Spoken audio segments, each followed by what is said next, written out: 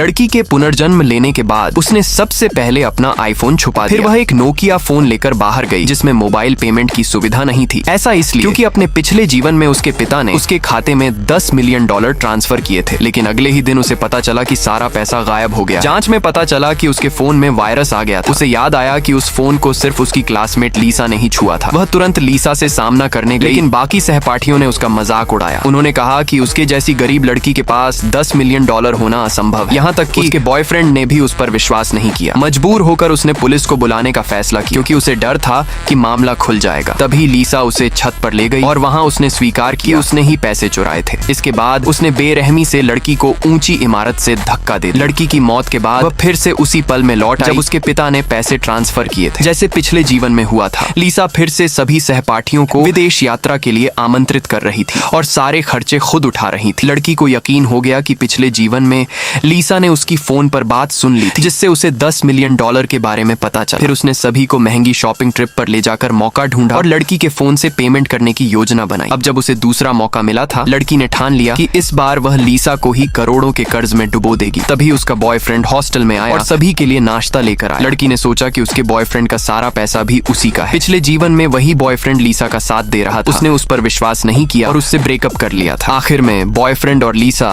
एक साथ हो गए, लेकिन इस बार लड़की ने ठान लिया था कि वह सब कुछ बदल देगी।